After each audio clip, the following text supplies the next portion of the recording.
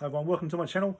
This is part 4 of the Four Immeasurables. I'm reading from the book written by my teacher, Lama Chodak Rinpoche, a very wise man, on the Wat Tara Sadhana practice. Sadhana means spiritual practice, something that allows you to gain spiritual power, influence, wisdom, a practice to help alleviate negative karma and produce more merit and positive qualities inside yourself, especially to do with love and compassion, and overcoming the fear of death and increasing lifespan, so that your work in the world may be,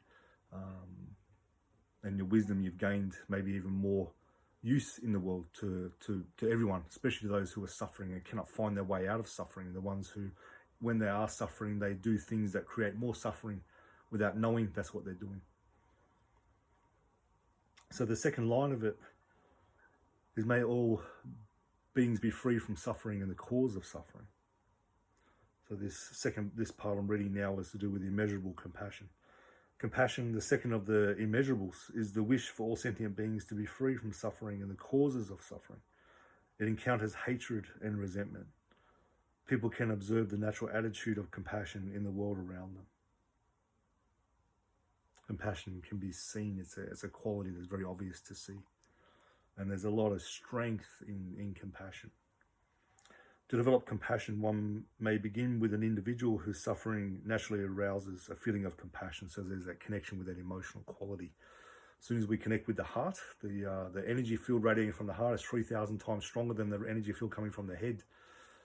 It has a huge influence on the energy field of other people, especially those who their heart has been broken, or there's compassion fatigue. There's a weakening of that energy field. And those who have a healthy, vibrant aura about them, it's radiating from their heart, and things are in alignment and working for them, and they're able to work with their difficult things, the stuckness inside of them. To develop compassion, one may begin with an individual whose suffering naturally arouses a feeling of compassion. Once compassion has been aroused in this way, one can go on to develop it step by step towards relatives, friends, strangers, and even enemies.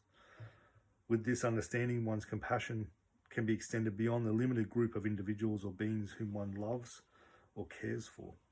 Compassion has to be extended to all sentient beings. That's all beings with feeling, knowledge of themselves, in all realms of existence, before it becomes an immeasurable quality. So we're not just wishing compassion for a limited number of people or compassion for ourselves. We want compassion for all beings. That's incredibly expansive and very global way of thinking about it, and it strengthens that energy field hugely, and allows you to be more accepting of the things that are really difficult, or the darkest things in this world. This world is one of polarity, this physical world we find ourselves in. So the lightest things here, the most positive things are in this world, but also the darkest things are in this world, because that's the nature of polarity. We can't have complete darkness without complete light, and we can't have all loving kindness and no suffering. So this one of the things about this world is that it's full of suffering, and for being born into this place as we are, and Buddhism will say, well, we're fortunate to be born human in a place like this. Our lifespans, we're given 100 years pretty much max, and so time is of the essence, and we need to help other people. We need to expand ourselves, gain more wisdom, do spiritual practice, because it gives more meaning to our lives, especially to a life that is quite short compared to other beings. And we're talking about, in Buddhism, we talk about gods and demigods, gods who have lifespans of thousands of years. To be born in that realm, they say that the gods, they have such a long time that there's no push to develop spiritually. So I can actually make the development be reversed. They can start to devolve. So as a human, we have the chance, we have the cognition that this is the situation I find myself in. It's not satisfactory. There's a potential for us to fall in pitfalls all the time. We need to learn how to purify ourselves through the obstacles that comes in our life. Learn to find the mirrors and the polarities within the people who we find difficulties with. We find love. The people that we even love, we can't hold them here forever. They will also die. So we learn to grow from these experiences.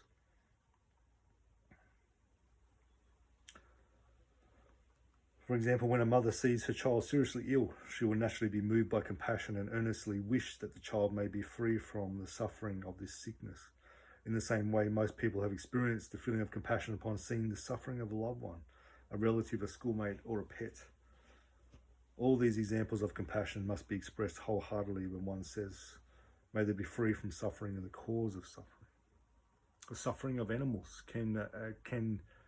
it's not uncommon for that suffering to go deeper than the suffering of even the people that you know. And the death of an animal can be even a more deep wound than the death of someone you're close to. That's not uncommon at all. The enlightened one, the Buddha, is determined to show us the cause of suffering. So we're not just wishing that they get out of suffering, that people around us get out of suffering, but they know the cause of their suffering so that they're not creating it unknowingly. They're not throwing rocks in their own path and then encountering the rocks later and going, who threw this? How this get here when it was them who threw it? When you awaken through the teachings, you realize how much the suffering is caused by blaming things and people outside of you for your troubles. You need to show others the right way to end suffering and its causes through your conduct and the teachings of the Buddha, which is essentially moving from a place of integrity and cleaning the dirty lenses that are of our belief structures that aren't really one-to-one with reality.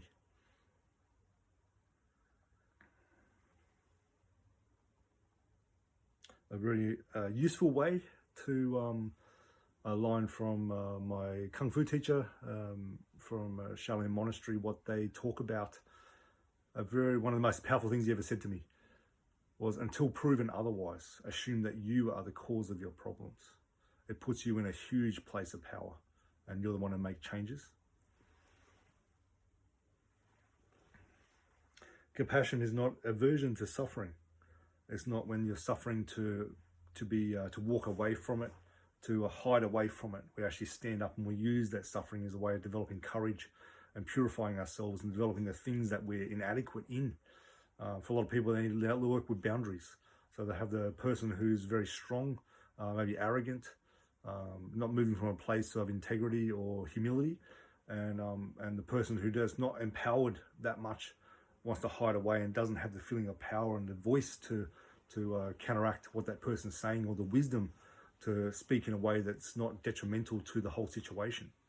So that person who's speaking down to a person and the other person's hiding away is actually someone who's teaching that person to stand up for yourself, learn the skill sets, get help from others, get the support. This is part of your soul work, and it'll enable you to empower the rest of your life. So that's not moving away from suffering, but actually standing, facing it and seeing what it has to say.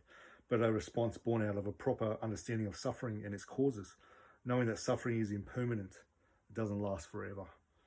It's dependent on many causes. Suffering is dependent on many causes and conditions. And knowing the antidote, you can free yourself from suffering. But the more you practice loving kindness, the more you will be exposed to the suffering of others, and therefore you need compassion to progress. It's really important. All sentient beings living in samsara experience incessant suffering. Samsara is the world that we live in. It's where the idea is that you're walking around blind, always looking for happiness. Whereas every time you go to pick that thing up, you're thinking that's the cause of my happiness, is actually a cause of more suffering. So the Buddha showed a way out of this perpetual cycle of suffering after suffering, looking for happiness in all the wrong places. And that's what the Buddha's teachings is all about, how to free yourself from that place and actually find a track that leads you to a liberation and a deep freedom inside yourself despite external circumstances.